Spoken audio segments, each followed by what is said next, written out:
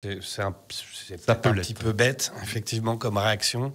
Et elle est unanime, la réaction là. Voilà. Ouais, vous acquiescez tous les trois. Oui, tout à fait. C'est ce qui m'est arrivé, moi. C'est vrai. Ah oui. Quelqu'un vous a dit non, je vais pas faire appel. Je vais faire appel à quelqu'un qui est pas meilleur ouvrier de France, comme ça il va me prendre moins cher. Et avant ça, on va parler donc d'artisanat avec 3 MOF, l'acronyme de meilleur ouvrier de France. Donc nous en voulez pas, pour éviter toujours de dire meilleur ouvrier de France, on va souvent utiliser donc l'acronyme MOF. Peut-être vous avez déjà vu ça sur des boulangeries, sur des bouteilles aussi, la fameuse chartreuse MOF pour ne citer qu'elle. Et puis vous avez à consommer avec modération. Ouais, et puis on va avoir l'occasion dont on le disait hors antenne, de voir que meilleur ouvrier de France, c'est pas que pour les métiers de la bouche. Ah, complètement, ce n'est pas que pour la gastronomie, loin de là, car ce week-end, donc, il y a une magnifique exposition du côté de l'espace Louis-Simon. On est donc à Gaillard sur les meilleurs ouvriers de France. 3 sont de Haute-Savoie, et avec nous ce matin en studio, Christine Charbonnel, tout d'abord, MOF pour les vitres d'art. Bonjour Christine. Bonjour. Merci d'être avec nous ce matin. Alexandre également, vous êtes MOF dans un métier tout autre, pas forcément de l'artisanat. J'ai découvert à vos côtés que ça existait également dans l'économie, par exemple, d'énergie, et vous faites partie de l'organisation de cette exposition. Bonjour Alexandre. Merci d'être avec nous ce matin. Alexandre Gallo, et puis Jean-Patrick Roset, lui est meilleur ouvrier de France en ce qui concerne plutôt la tapisserie, c'est ça? Voilà, c'est ça, tapisserie, décoration, ameublement. On va revenir dessus dans un court instant. Alors, est-ce que vous pouvez tout d'abord, Alexandre, vu que vous êtes délégué, je crois, de l'association des meilleurs ouvriers de France de Haute-Savoie, nous présenter cette exposition? Qu'est-ce qui attend nos auditeurs qui vont s'y rendre? Eh bien, dans cette exposition, les visiteurs pourront découvrir entre 50 et 60 œuvres qui vont venir presque de toute la France. Beaucoup des pays de Savoie, de l'Isère, du Rhône, et aussi de Paris, de Normandie ou du sud-ouest de la France.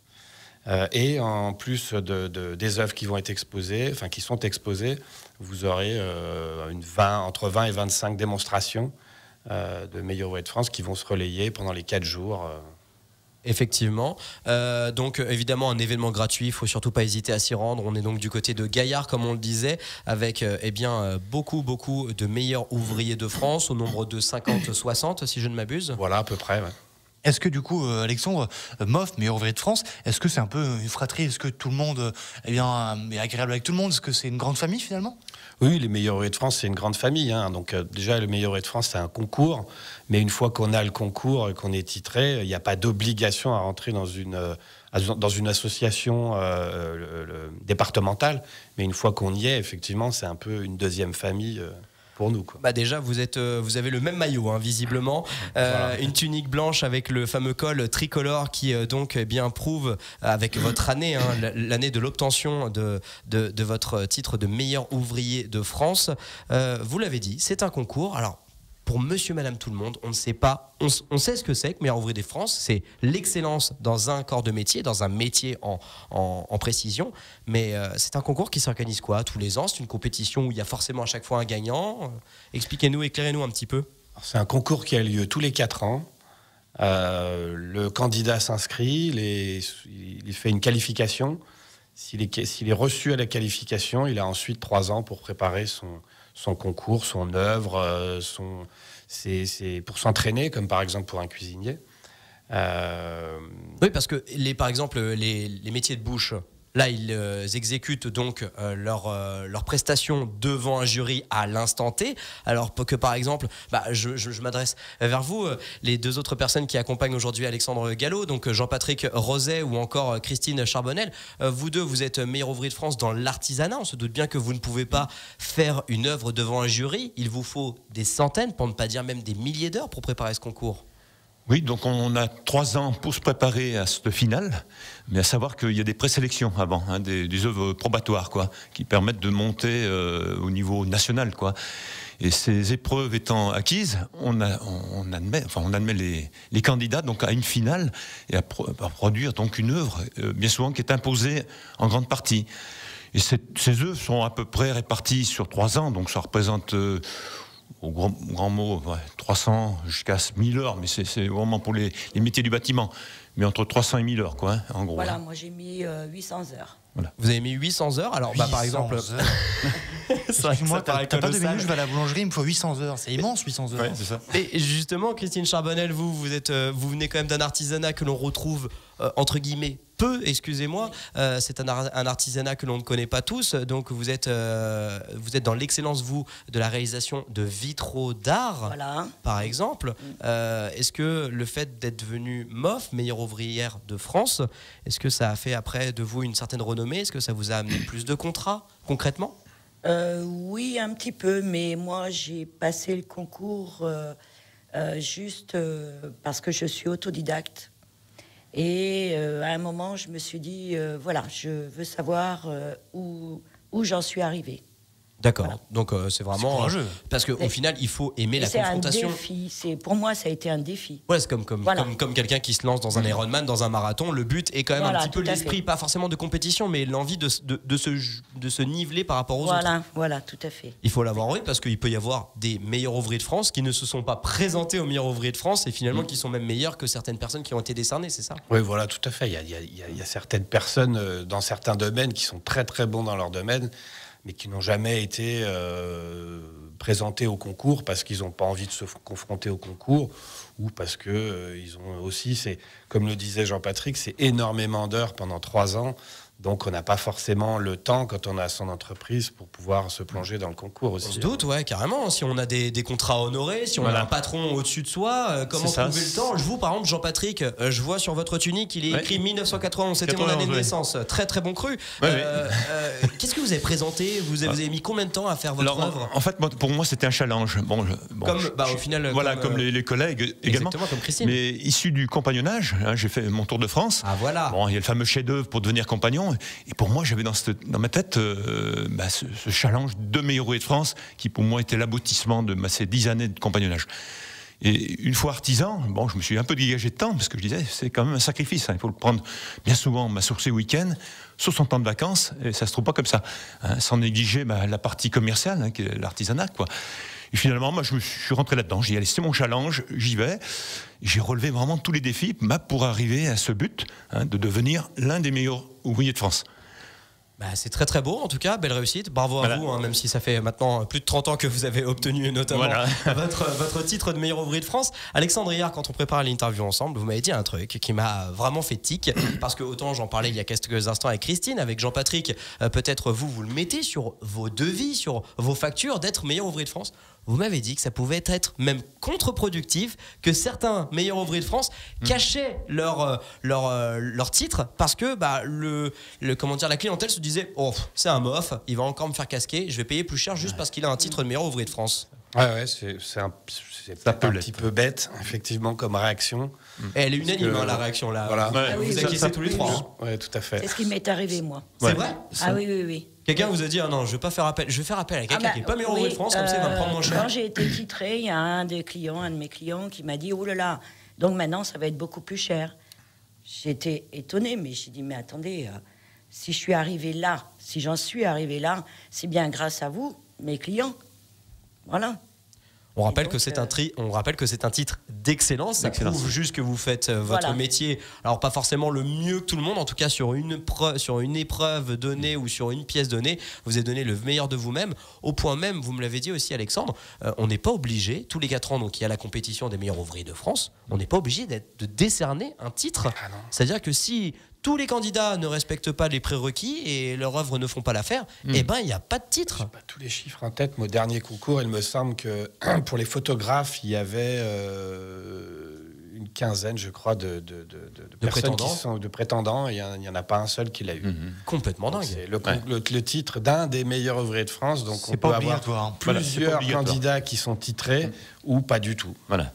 C'est un monde un peu secret, donc meilleur ouvrier de France. On en parle avec nos 3 invités ce matin. Elle s'appelle Christine Charbonnel, elle est meilleure ouvrière de France pour les vitraux d'art. On a Jean-Patrick Roset, meilleur ouvrier de France pour les tapissiers décoration. Alexandre Gallo, lui, qui est secrétaire général de l'association des meilleurs ouvriers de France de Pays de Savoie. Je crois qu'on est bien lotis d'ailleurs, Alexandre, en termes de meilleurs ouvriers de France. Vous m'avez donné un chiffre depuis 1958.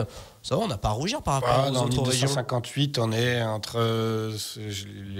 parce que les dernières dates, je ne les ai pas toutes, mais à peu près 160, 170 meilleurs ouvriers de France qui ont été titrés depuis 1958, depuis depuis 1924, mais le concours, le groupement des Pays de Savoie, qui regroupe la Savoie et la Haute-Savoie, a été créé en 1958. On va continuer d'en parler bien sûr avec vous de ces meilleurs ouvriers de France qui s'exposent et qui vous démontrent leur excellence au cours d'une magnifique exposition que vous pouvez retrouver gratuitement. Pourquoi pas emmener les enfants? Il y a des magnifiques pièces, des œuvres d'art, ça peut créer justement des vocations. On va en parler avec nos 3 invités dans quelques instants. On rappelle que c'est à l'espace Louis Simon, c'est jusqu'à dimanche, c'est à Gaillard. Encore une fois, c'est gratuit. Je peux vous dire que ça force l'humilité quand on a 3 tuniques blanches au col tricolore. On a 3 meilleurs ouvriers de France qui sont avec nous, ceux que l'on appelle donc des MOF par l'acronyme. Nous avons Christine Charbonnel, meilleur ouvrier de France en ce qui concerne les vitraux d'art. Jean-Patrick Roset, lui, c'est à la tapisserie, également meilleur ouvrier de France. Et puis Alexandre Gallo, lui, qui est secrétaire général de l'association des meilleurs ouvriers de France, à l'occasion donc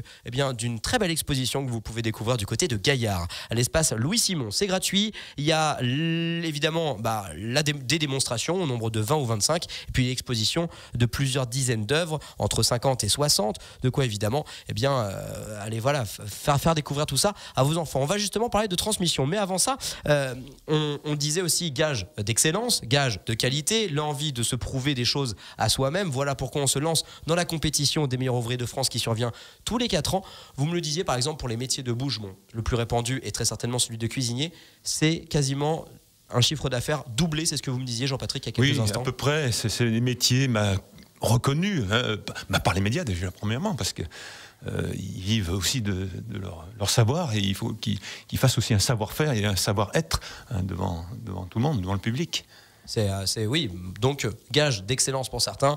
On en a parlé également il y a quelques instants aussi. Ça peut être un peu contre-productif et voire même faire peur à certains parce qu'on se dit du coup je vais payer plus cher. Vous pourrez réécouter évidemment cette première partie d'interview en podcast sur radiomontblanc.fr.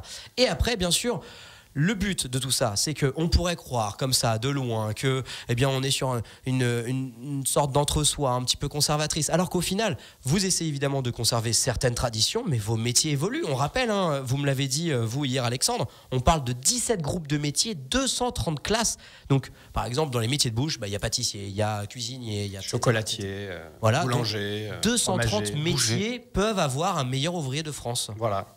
Après, ce sont des fois des fédérations de métiers qui présentent aussi des nouveaux métiers comme le mien ou comme le métier de notre président de Pays de Savoie, imagerie numérique, qui crée des personnages virtuels que tout le monde pourra découvrir à l'entrée de l'exposition, puisque c'est le personnage qui avait déjà été mis en avant en 2014, le petit Gaillard, on l'a appelé, qui accueille les visiteurs et surtout les enfants qui participent et qui animent l'exposition. Donc la compétition de meilleurs ouvriers de France continue d'évoluer avec son temps. Vous en êtes la preuve. Voilà. Vous êtes sur l'économie d'énergie, par exemple, aujourd'hui, qui est plus que tendance et qui est d'une des plus grandes nécessités pour notre pays et pour notre avenir, mais aussi l'imagerie virtuelle. Bref, il n'y a pas que de l'artisanat de sorte Maréchal Ferrand ou ce genre de choses. Voilà, exactement.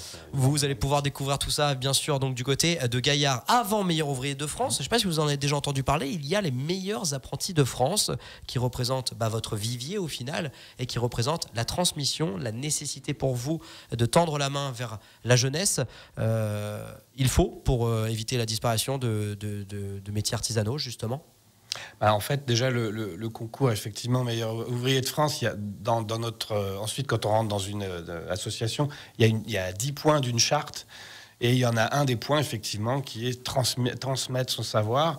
Et depuis 1986, les meilleurs ouvriers de France ont créé le concours des meilleurs apprentis de France pour les jeunes jusqu'à 21 ans. Il y a un petit peu moins de métiers, il y a 120 métiers là maintenant aujourd'hui qui sont représentés dans ce concours. Et effectivement, ça peut être des futurs meilleurs ouvriers de France.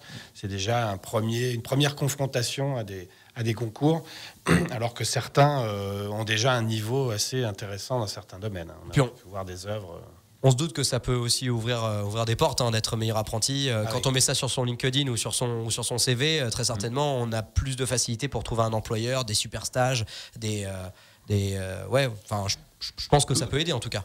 Dans plus de 80% des cas, je pense, l'employé du jeune qui est en apprentissage met en avant et vraiment aide le candidat à passer ce concours. On a cette sorte de bienveillance chez les meilleurs ouvriers de France. Justement, on sait que nous-mêmes, quand on a des stagiaires, c'est entre guillemets une perte de temps sur l'instantané, mais c'est une vitalité hors pair pour la survie de notre métier et pour la prospérité, tout simplement. Par exemple, vous, Jean-Patrick, est-ce que vous Oui, avez des tout stagiaires? simplement. J'ai formé beaucoup d'apprentis durant ma carrière, déjà de compagnons sur le Tour de France, mais ensuite comme artisan, c'est l'avenir. C'est vrai qu'on doit encourager tous ces jeunes à venir vers nos métiers, et c'est nos successeurs. Ceci que le concours des meilleurs de France se déroule tous les 4 ans. Le concours des meilleurs apprentis de France, c'est toutes les années. D'accord, ok, Voilà. Donc il y a quand même un recyclage plus voilà, plus c'est un gros challenge pour la Société nationale des meilleurs de France. C'est à peu près 3000 inscrits au niveau national, pour avoir à peu près la moitié, je crois, 1500 lauréats. Donc il y a beaucoup plus de lauréats qui sont reçus à Paris officiellement par la société, par les élus. Et c'est un bel encouragement à cette jeunesse des métiers, d'apprendre nos métiers qui sont évolutifs. Parce qu'on a les métiers de tradition, mais on a des tout nouveaux métiers. C'est l'avenir pour nous. On comprend bien. En tout cas, merci d'être venu en parler avec nous ce matin. Merci donc, meilleurs ouvriers de France, vous allez pouvoir les découvrir, les rencontrer, peut-être même créer des vocations. On avait parlé ensemble d'un jeune qui venait voir un souffleur de verre pendant les 3 jours de salon et qui est devenu maintenant lui-même souffleur de verre. Il y a de très belles histoires qui s'écrivent aux côtés des meilleurs ouvriers de France et de l'excellence de notre artisanat et de l'ensemble des métiers. Pour être précis, 230. Nous étions avec Christine Charbonnel, meilleur ouvrier de France des vitres d'art, Jean-Patrick Roset, meilleur ouvrier de France tapissier, et Alexandre Gallo, secrétaire général et meilleur ouvrier de France en ce qui concerne l'économie d'énergie. Désolé pour, on va dire, le manque de précision dans les titres. Merci d'être venu nous en parler. Merci beaucoup. Merci à vous. Merci bien. Et on est nombreux à l'exposition. À l'exposition et à l'espace Louis Simon, on le rappelle, Louis Simon, c'est à Gaillard. Vous serez très bien reçus. Merci à vous. Merci à vous. Bonne continuation.